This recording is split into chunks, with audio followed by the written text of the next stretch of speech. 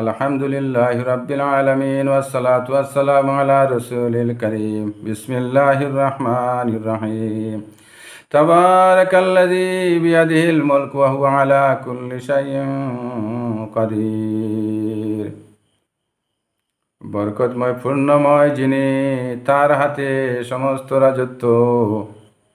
তাবারাকাল্লাযী বিয়াদিহিল মুলকু ওয়া হুয়া আলা কুল্লি শাইইন কাদির। এবং সর্ববিষয়ের উপর তিনি সর্ববিষয়ের উপর সর্বশক্তিমান।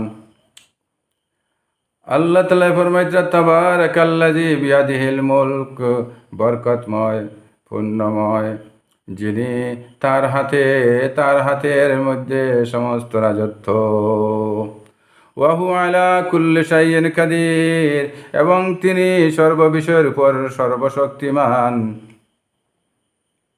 আল্লাযী খালাকাল মাউতা ওয়াল হায়াতা লিয়াবলুয়াকুম আইয়ুকুম আহসানু আমালান ওয়া হুয়াল আজিজুল গফুর।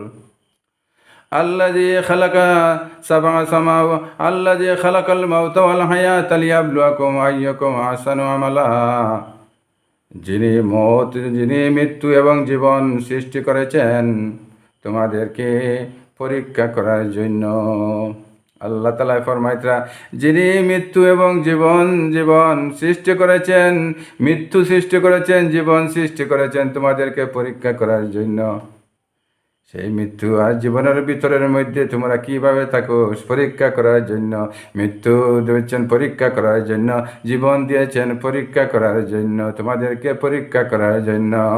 আল্লাযী খালাকাল মাউতা ওয়াল হায়াতা লিয়াবলুয়াকুম আইয়ুকুম আহসানু আমালা। এবং তোমাদের হইতে নেক আমল, তোমাদের হইতে আমল কার উত্তম, সেটাই আইয়ুকুম আহসানু আমালা। আইয়ুকুম, আর তোমাদের মধ্য হইতে কার আমলটি সুন্দর, সেটা ওয়া হুয়াল আজিজুল হাকীম, এবং তিনি ক্ষমতার মালিক, অতি ক্ষমতাবান। আল্লাহ তাআলা আমাদেরকে পরীক্ষার জন্য দিয়েছেন। আমাদের পরীক্ষার জীবন আমাদেরকে দিয়েছেন, পরীক্ষার দ্বারা আমরা সকাল হইতে বিকাল পর্যন্ত পরীক্ষার জন্য দেওয়া হয়েছে, রাত পরীক্ষার জন্য দেওয়া হয়েছে, জীবন পরীক্ষার জন্য দেওয়া হয়েছে, শ্বাসটানা পরীক্ষার জন্য দেওয়া হয়েছে। আল্লাহ আমাদেরকে পরীক্ষার জন্য দেওয়া হয়েছে। সেইটা বুঝ আসবে যখন আমরা সেই ফিকির লব, যখন আমরা চিন্তা ফিকির করব, মেহনত করব, তখন আমাদের এই চিন্তা আসবে, নতুবা আসবে না। এবং আমল যেটা আমাদেরকে বলা হয় তোমাদের মধ্যে হইতে নেক আমল কার উত্তম। সেইটা নেক আমল যেটা সার উত্তম।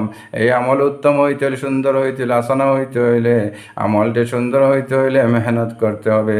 রুকু ধ্যানের সহিত দিতে হবে, সিজদা ধ্যানের সহিত দিতে হবে, নামাজ ধ্যানের সহিত থাকতে হবে, আল্লাহর সামনে খাড়া হইতে হবে, জিকির আজকার ধ্যানের সহিত করতে হবে, অর্থ বুঝিয়ে করতে হবে। সব কিছু আল্লাহর ধ্যানে অর্থ সহিত যদি বুঝিয়া করি, তখন আহসানু আমালা হবে, নতুবা আহসানু আমালা হবে না। আমল সুন্দর হবে, আমল উত্তম হবে যখন আল্লাহর ধ্যানে পড়াগুলার অর্থ বুঝে আল্লাহর ধ্যানে যখন করব, তখন আহসানু আমালা হবে। আল্লাহ তাআলা আমাদের আমলগুলাকে আহসানু আমালা বানিয়ে দিন।